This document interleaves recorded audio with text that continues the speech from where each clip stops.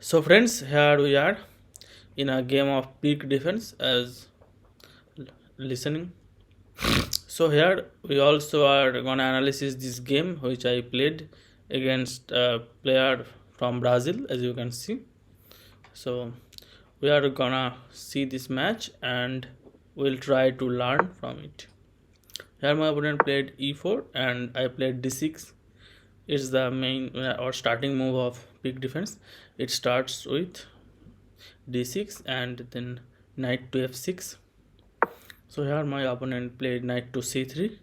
Perhaps he was trying to play Vienna or something. So here I played the move and now it's a sideline.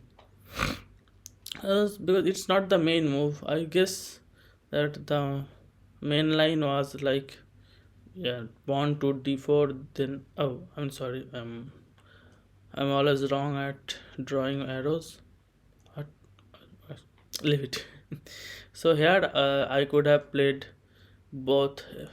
I'm sorry, here I played three moves like pawn to c6 and bishop to c7 or knight b to d7, and all the moves are right, but here actually the best move is knight b to d7, as here if our opponent trades then knights are less valuable than bishops, like zero point 0.6 or something, slightly.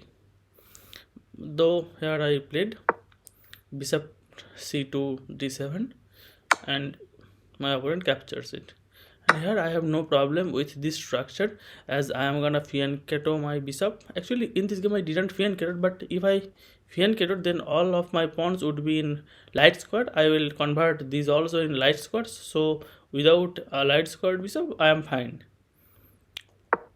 Here in the next move my opponent played knight to f3, a simple move that develops, and here I played e5, and here my opponent directly challenged me in the center with his move, I'm sorry, pawn to d4, and I took that. He recaptured it with this knight, and so the position for the knight is quite good here. And here I played knight to e5. It's also a move that develops, but I think computer wants me to play bishop to e7 and to castle, because in chess king security is the most important thing here, as king has like infinite value in chess, you can't capture it. My opponent castled, I played the best move, and then he develops his rook here, and and as you can see that I didn't castle. I've just played queen to d7, and while playing this move queen to d7, it only indicates that I am gonna castle long side, and I will start firing these two pawns here towards that king, right? So let's see, and here I castled. Here my opponent just improved the position of the queen to to e2, and I challenged the bishop. He moved the bishop to h4 and I challenged it again, so he had to move his bishop to g3, and now I played h5. h5 move has only one indication, that at the next turn I am going to play h4, and here in the king side I am taking some space. As you can see that my knights are capturing a good number of squares here, and my pawns also have these squares, so I'm quite fine with this. And this bishop also has a firing range here, and the rook is also pointing towards the king, so it's a quite good position for me. And here my opponent played h3, and it means he is gonna hide his bishop. I challenged the bishop, and yes, he did it. And now I played pawn to g4.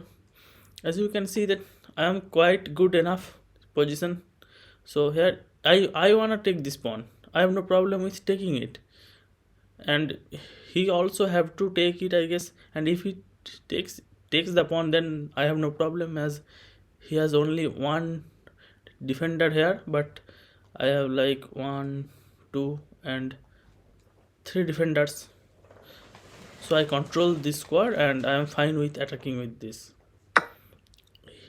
He took that pawn and I recaptured it with my knight. Here though, I think Stockfish wants to take that pawn with this knight, but okay. And here he captured my knight here.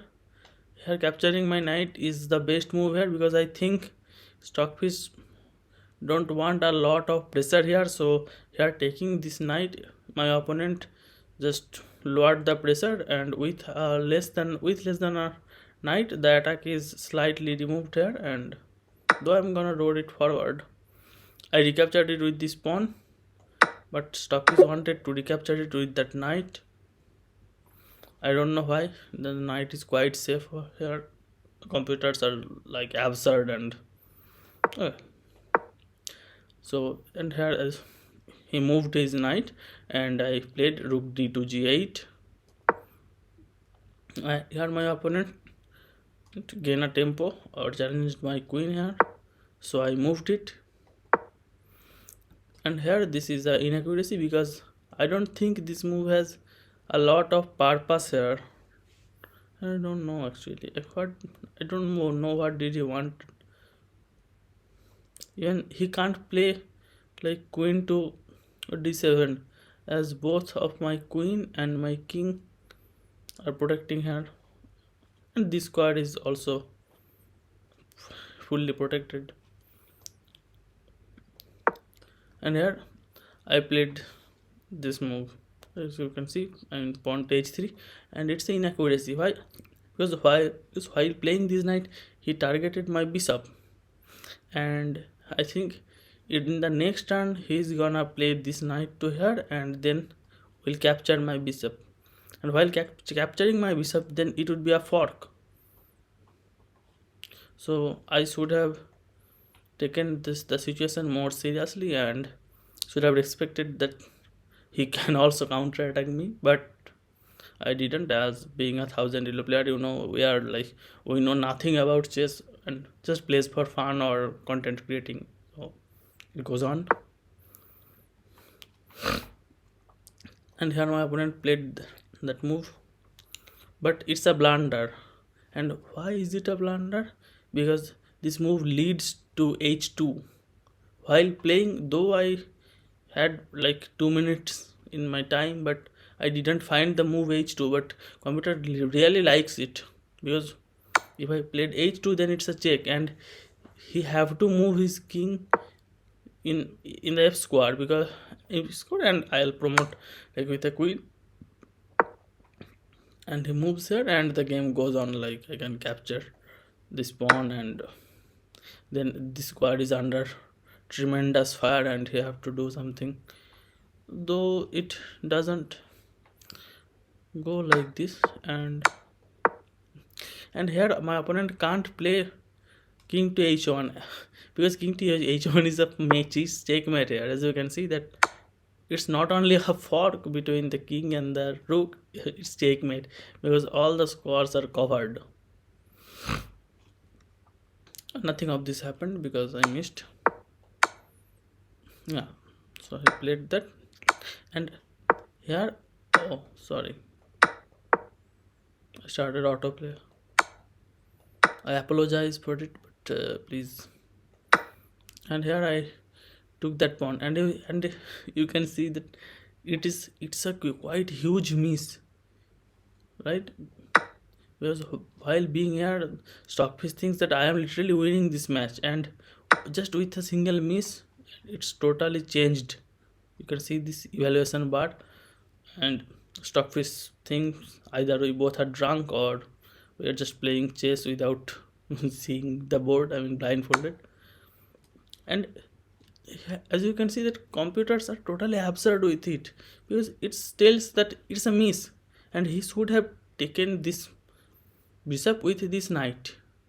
I mean the knight in d5 square.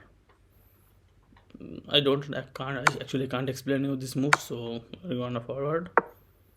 So I moved the king, and here I got a great move. Actually, even I don't know why, because I was not gonna play a king to d8, because then I would lose my queen to this knight because of this discovered check from this rook here. I can't draw the arrows. So the knight did its job and took this rook, and I take back. And here, as you can see, that it's a mistake here, right? As the evaluation bar like keep rising up for black, it was like plus 3.8 for white, and immediately it was like minus 4.4 for black. Actually, while playing this chess, we lower intermediate players should never play like these moves which are backward for knights, as the knights have a shorter range. So the knights are actually more powerful when they are middle to this board, like in supposedly in these squares are too powerful, even in these all squares knights are quite good, quite powerful here. So and in these corners the knights are quite useless,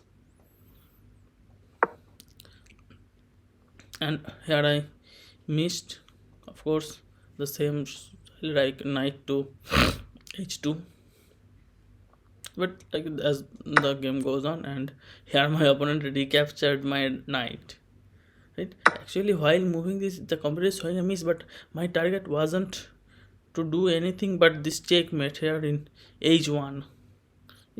Though the move is not good at all, but it threatens mate in 1, and my opponent ignored it. I don't know why. I think he played the move instantly, like as you can see from this, from the time, yeah, like just 4 seconds, and it was a checkmate and I win.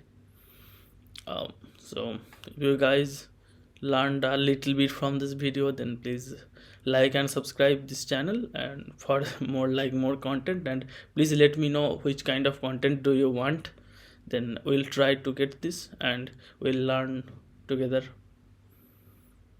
Thank you.